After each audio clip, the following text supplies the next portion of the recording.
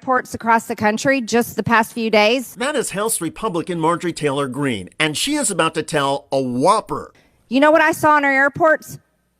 Migrants, illegal aliens, all over in the airports. Well, that would have been impossible because illegal aliens are not allowed to fly in the United States. Only people with documentation can get through commercial airports.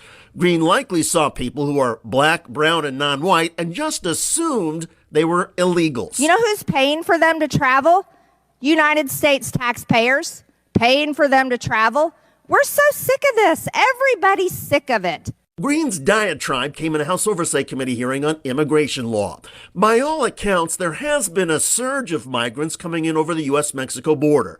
Senate Republicans believe new legislation can stop it, and the Republican senators, led by Oklahoma's Jim Lankford, are close to an agreement on a bill with Senate Democrats. If we can pass this in the days ahead in the Senate, send it over the House can work to improve it, or the House can take a serious look at it and say, this makes real progress on the border. Let's go get this, bank this, and then keep going for more. But House Speaker Mike Johnson says any Senate compromise is dead on arrival.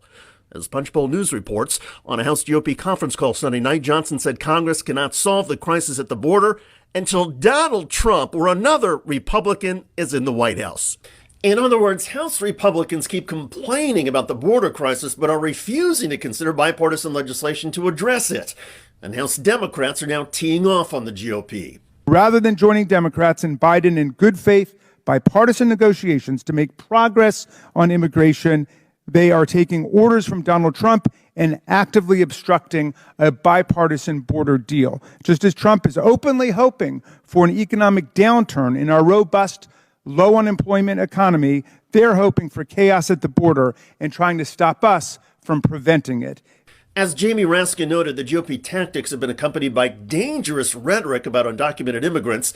MAGA Republicans have invoked white nationalism and have described the people crossing the border as dangerous threats who are planning to kill American citizens in mass shootings and terror attacks. And so the GOP language about what to do about the border crisis has become even more extreme and bizarre. House Democrat Robert Garcia of California made that point while questioning an immigration expert. Watch. I think it'd be a good idea to build a water-filled trench filled with alligators along the border. That would be a misuse of taxpayer dollars and extremely inhumane. So you think it would be inhumane to build a moat, put alligators in them along the border? That would not be a good idea. No. What if we instead ordered soldiers to shoot migrants in the legs and stop them from coming to the U.S.? Would that be a good idea? No, that would be attempted murder. What about the wall that Trump, of course, was building? Would it be better instead if we electrified it and put spikes at the top of the wall? That would dramatically increase the cost that Border Patrol would incur. We've already seen how Border Patrol's wall has caused so many more injuries. They have taken millions of dollars to care for the people who have suffered injuries falling from that wall. And Mr. Beer, what if instead we launched military strikes against targets in northern Mexico? Would that make the border, you think, more or less secure? It would make it less secure. Creating a crisis in Mexico would probably be the best thing you could do to increase illegal immigration. I only ask you all these questions because these are all proposals by the Republican frontrunner for the nomination, Donald Trump, former President Donald Trump. Every single one of these ideas, alligator moats, missiles into Mexico, shooting migrants in the legs, putting spikes on top of the wall. These are all the ideas on how to make our border system and our immigration system more fair, according to Donald Trump. Some of those Trump proposals have been endorsed by Marjorie Taylor Greene. So let's go back to her. Greene's fabrications and nonsense at the hearing on this day were not limited to what she claimed to be seeing lately at U.S. airports. That's right, killing people every single day while forcing the American taxpayer to pay for the human trafficking. That's exactly what the Biden administration is doing. Looking forward to the next administration where we're going to have the largest deportation system that's ever been witnessed in human history, because the American people deserve to have a safe country, safe borders, and I'll finish up with this. We will be impeaching Secretary Mayorkas because he has broken the laws, and these are the laws that Joe Biden himself put in place. Thank you, Mr. Chairman. I yield back. So a couple of things to unpack here. When it comes to deportations, President Obama's first administration actually deported more undocumented immigrants than Donald Trump's administration. President Obama's second term, second administration also deported more. So aggressive deportation policies have been tried before by Democrats. Also, you heard Marjorie Taylor Greene reference her impeachment efforts of Alejandro Mayorkas, the Secretary of Homeland Security. Well, Greene recently got pummeled on the House floor to her face for that effort by a fellow conservative House Republican. By failing to abide by due process and constitutional constraints. That is Tom McClintock of Arkansas. The Republican is trashing Marjorie Taylor Greene's attempted impeachment of a cabinet secretary. Greene is tainting this serious impeachment inquiry with a shoot-from-the-hip stunt that is reckless, partisan, and manifestly unserious. Reckless, partisan, and unserious. It was a brutal floor speech to Greene's face, who moments earlier introduced articles of impeachment against Homeland Security Secretary Alejandro Mayorkas over the influx of undocumented immigrants. The ongoing invasion at our southern border is a direct national security threat against the states and against the citizens therein. Secretary Mayorkas has willfully abandoned his duty to secure the border and protect states against invasion. Maladministration, malfeasance, and neglect of duties on a truly cosmic scale. But these are not impeachable offenses. We know this because the American founders specifically rejected these terms at the Constitutional Convention. As Madison explained, they feared that such imprecise grounds could be twisted into a weapon for political grievances and turned against the executive branch whenever Congress saw fit.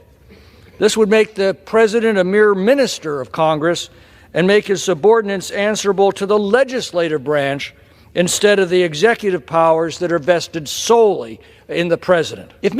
The Senate is set to reconvene tomorrow to discuss the framework and potential agreement on an immigration deal, all part of an effort to unlock aid to Ukraine and Israel. How concerned are you that the deal might make too many concessions to win Republican support?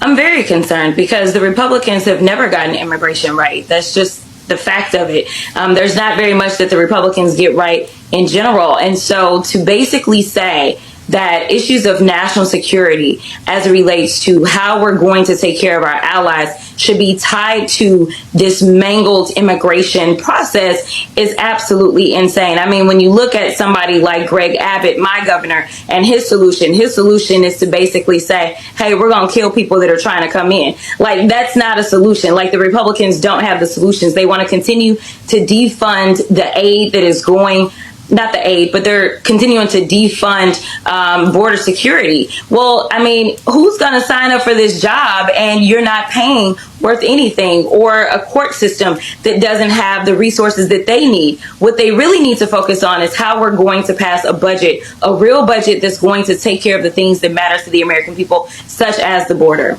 Why are Republicans blocking the bill they've been demanding to meet this crisis? Why are you acting as if you don't know? You know that they are unserious people. And what's really very frustrating, and I know that we're going to hear it, is that, well, y'all have got money to send overseas and y'all can't take care of us right here at home. All of these cities that are in need of desperate dollars, like y'all aren't going to take care of us. No, right now, the Republicans have said, we don't want to do that. In fact, one of our Republican colleagues said something about, you know, the American people need to feel the pain. They literally are trying to inflict pain on the very people that they say that they want to represent. That's what we're dealing with right now. We're dealing with distractions and dysfunction. And it's really time that the American people say enough is enough. We need people that are going to look out for us domestically as well as internationally. On the Republican side, you have well over 200 representatives, and the best two that they could find are a guy that covered up sexual abuse, which, hey, this absolutely makes sense why Trump decided that that would be his in America. Other places, such as Israel, they absolutely vote for people based upon how critically they think about foreign policy and understand it. And so you need to understand foreign policy to better understand immigration. So there's so many layers to this, but one of those things is that we see Republicans continue to promote this idea of scarcity. Well, if you give money to this country, then there's not enough money to go around. In our country, not true. We have to walk and chew gum at the same time. And ultimately, we can save ourselves a lot of money. We can save a lot of human lives if we make the investments and we make them in a smart and strategic way.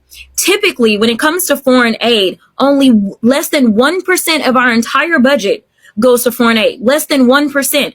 But what you need to understand is that what type of person would say, I will risk my life, I will risk the life of my child to get to this other place? It has to be someone who is really facing dire circumstances. And so not only do we need to make sure that the foreign aid is still going around in this world, which absolutely decreases the demand on people coming into our country, we've got to make sure that we're making smart trade deals so that we can support and help people to build a middle class, a place in which they can actually earn an income and take care of their families. And finally, we have to make sure that those modern day democracies are surviving. And so we have surviving and thriving. So we have to make sure that we're making those investments, because when you have a destabilized government, this is what you get. And unfortunately, under the previous administration, who did not understand anything about foreign policy, continually wanted to pal around with Putin as well as Xi, we ended up destabilizing not only the safety of our own country, but the safety and the circumstances of other countries in the world, even our ally countries. This is why we're having to fight over something as basic as Ukraine. We are not the party that is pro-Putin, even though that seemingly is who they are on the other side. We are supposed to stand and help those that have self-determination and believe in freedom. You know, what's so frustrating is that there are those here that treat real lives like they're pawns in a game. And when I came to Congress, I didn't come to Congress because I wanted to play games. I came to Congress because I wanted to change lives for the better. And so it is frustrating to see adults continually being up on children or continually targeting those that have historically been disenfranchised and beat up on before.